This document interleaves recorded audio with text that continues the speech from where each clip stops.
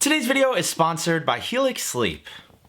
So just about 1 year ago now, I dedicated an entire video to my love for eggs and how delicious and versatile they can be. And as with most things that I start out loving, but then spend a couple days with in order to make a video, I didn't love them quite as much by the end. Some of those recipes triggered me beyond belief, but today, we are back once again to try even more creative egg recipes. Up first, to rip the band-aid right off, we will be retrying the spiral egg omelette that I failed miserably at last time, and then trying out some of Tasty's literal egg noodles, before giving my best crack at Jacques Pepin's French classic omelette, and then finishing everything off with this hot dog and egg hack from 5 Minute Crafts. God help us all. This should be another fun one, regardless of the results, so let's get right into it. As absolutely beside myself as I was during some portions of that last egg video, it's kind of hitting me right now how lucky I am to be able to make a living off of just cooking and consuming some eggs. It's kind of amazing. And a huge part of this all being possible is due to my friends over at Helix Sleep. Helix makes premium mattresses and bedding that are customized to fit your needs and are shipped directly to your door. Helix knows that every single person's body type and sleep preferences are different, so they developed their very own sleep quiz to match you up perfectly with something from their incredible lineup of mattress offerings and check every one of your boxes. It's been well over 2 years now when I myself took their sleep quiz, and because I like to sleep on my back and I like a medium to firm mattress, they hooked me up with this guy. And I just can't stop raving about this damn mattress. I've talked to my family and my friends into getting their own. I've just been sleeping unbelievably. And if you sleep with a partner, have no fear, because you could take the quiz together and find something that is the perfect compromise for the both of you. And I can't forget to mention that anywhere in the US, you can get your Helix mattress delivered right to your door for free. It comes rolled up in a box, and it could not have been easier to set up on my own. And if you're like me and it makes you nervous to buy something you haven't tried yet, Helix offers a 100-night sleep trial, so you get over 3 months to make sure you love your mattress. Plus, they offer a 10-year warranty, financing options, and a flexible payment plan, so a great night's sleep is never that far away. And right now has never been a better time to click that link in the top line of the description and go to helixsleep.com/David Seymour, because now until June 4th, the Memorial Day sale is running, and you can get 25% off of your mattress plus 2 free pillows. And thank you so much to Helix for supporting the channel. As I mentioned, first up today, we will be retesting, or should I say retorturing myself with this spiral egg omelette. And you need some fried rice and some eggs. Like I said, this is not a complex recipe at all. There's not a lot of ingredients, there's not a lot going on, but it's the simplicity and the specific execution of said ingredients that is so damn difficult. It starts with a little mound of the fried rice. By the way, sorry to any Brits out there who are confused by the presence of vegetables in this Chinese food. If you know, you know.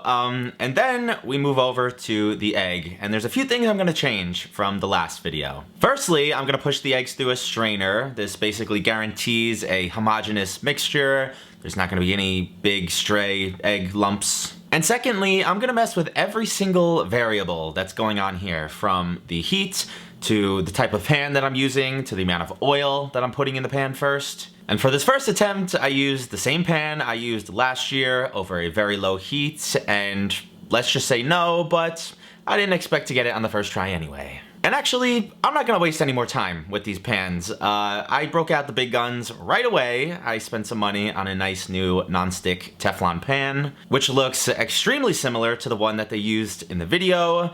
And attempt number 2, also no. But that's alright, you know, it's our first usage of this pan ever, so maybe there's some funkiness going on. I'm gonna jack the temperature a little bit, add a little bit more oil. I'm just gonna say it. This shit is horrendous. I cannot get over how much of a difficult time I'm having with this. This is moving up the ranks with the omakase, those chocolate balls from my previous lifetime, the chocolate croissants. I just don't get it. But through my trial and error and using an entire carton of eggs, I did learn a couple things that might help us get a little bit closer here. You're gonna want a fair amount of oil in the pan, more than you might think. Even though it's a non-stick, it still seemed to need that to create those ribbons. And you want it slightly less than a medium heat. Not so hot that you hear a sound when you drop the eggs in, but it does need to firm up on that bottom layer within 30 to 45 seconds. If it sat too long, it started to stick to the bottom. And once you start moving that pan, don't stop. You want to keep those ribbons nice and even, and that probably helps it from sticking as well. Is this one perfect? No, but can I waste any more eggs on this? also no, so this is gonna have to do.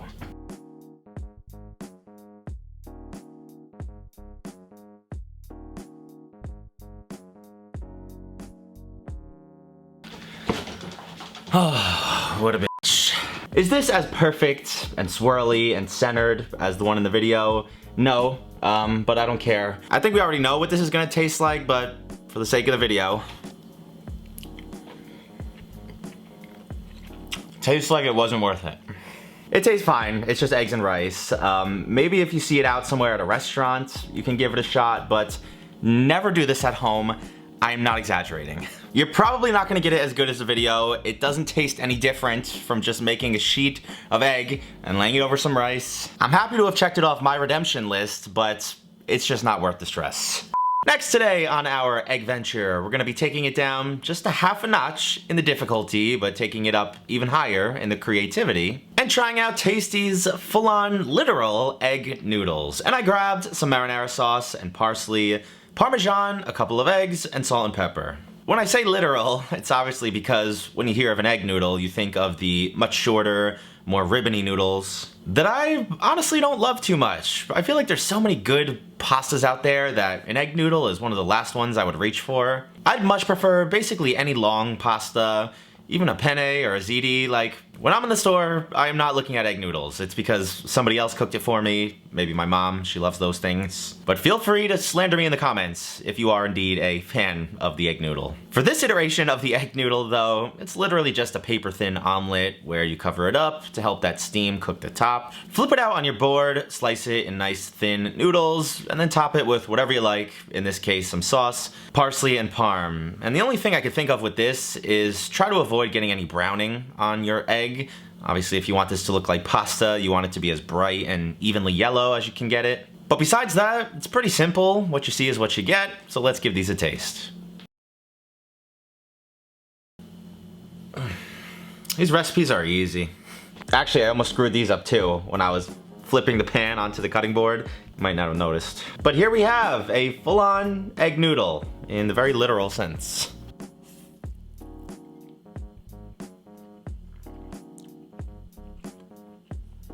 I don't hate it. The flavors all work together, all the ingredients. I would say it takes a little bit of getting used to, the look, maybe the mouthfeel. Taking a bite of something and expecting it to feel like pasta in your mouth, just for it to feel like a scrambled egg texture, it's a little bit funky. Very creative, I'll give it to them, and I would eat this if I didn't have many more eggs that I'm gonna have to consume today. And third today, we'll be traveling back over to the excruciatingly difficult side of the spectrum and trying Jacques Pepin's classic French omelette. I grabbed some parsley and eggs, butter, salt and pepper, and fresh chives. Now, if you are as foolish as I used to be, you are probably thinking, David, this is just an omelette, how hard can it possibly be? To that I would say, insanely hard. This is one of the most technical dishes maybe ever. I've heard many chefs, Kenji Lopez-Alt, Gordon Ramsay, say that when a chef is trying to gauge you on how culinarily gifted you are, they ask you to cook eggs, an omelet, something of that nature. But that just goes to show how touchy and particular you have to be when making stuff like this. For me, I'm just hoping that all my trials with the omaraisu, the Japanese omelet over rice, is gonna help me on my quest today, because it's actually prepared extremely similarly. You wanna cook this over a medium-low heat. You don't want really any color on the exterior of the eggs. You wanna keep the insides as creamy and velvety, borderline undercooked as you possibly can. And my first attempt was shockingly kind of good. I didn't think I'd get anywhere this close on my first couple tries. I'm thinking that I should add one more egg to this, just due to the size of the pan, the surface area. I think that's gonna give us a better shot at keeping the insides not so firm, a little bit more runny, and I'm not sure I'm gonna get much better than this. The color was that super pretty uniform yellow with the green little speckles. With some minor adjusting on the plates, I ended up achieving that perfect little ovular shape. So I'm pleasantly surprised by myself, and all that's left to do now is to see if the taste matches up with the look. I don't know how it's possible that it's only hitting me now how close this is to the omaraisu omelet that you put on rice, you cut over. You want that same gooey center. And let's see if we have achieved such a thing. Still not as much as some other people, but I see some. I think it's decent. Eggs are so good. It's kind of reinforcing my love for them today. And even a poorly made French omelet is still really good. Still get that little bit of creamy richness in the middle. Again, not as much as Jacques or any of the other videos I watched. But I love the herbs, I love all that butter. I could eat this any day of the week, happily. And lastly today, what better way to cap off today's excellent adventure with a page that is an abomination to the culinary arts, the DIYs, basically any video genre they've ever touched. It is 5-minute crafts and their egg and a hot dog creation. So I grabbed some hot dogs and sweet peppers, a couple of eggs, salt and pepper, and fresh basil. You may now be asking yourself why I elected to go from a dish with such high culinary notoriety and praise to a seeming mess. And I don't really know. I guess I just wanted an egg recipe from every single dark corner of the internet that exists, including the god-lacking ones, apparently, because this recipe has you prepare your basil and pepper, slice your hot dogs down the middle, but not all the way, plop those down in a pan, along with your egg, and let those cook and steam.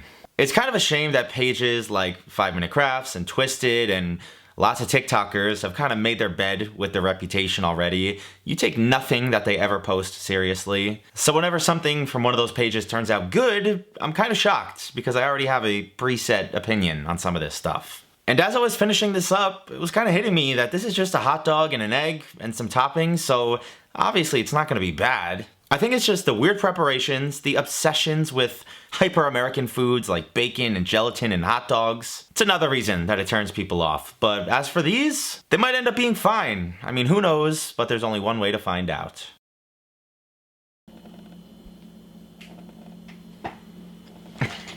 They don't show any kind of recommended eating methods for this. That's why I threw one on a hamburger bun, because I don't think it would have even fit on a hot dog bun. There's a nice cross section for you guys. A nice soft steamed egg.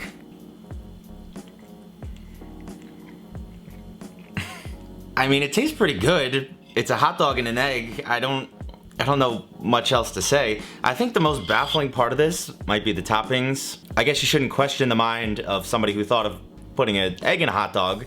But if I would have came up with that, I don't think I would have thought of basil and a sweet pepper to put on top. I am gonna take this opportunity to jazz this up a little bit.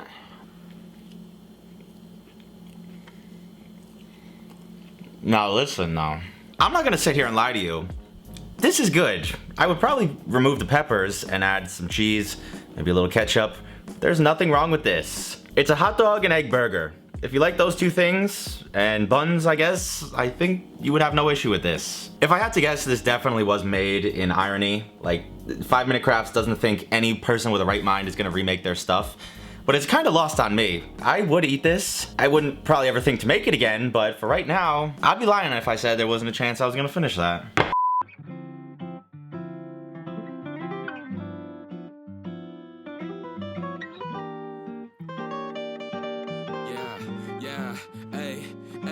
With the M without the AD. Flipping burgers and my money super lazy. Try and make a meal tonight, they ain't paying me. Try and supersize my life with my A-team. Yeah, our style wasn't wavy, but we had a vision.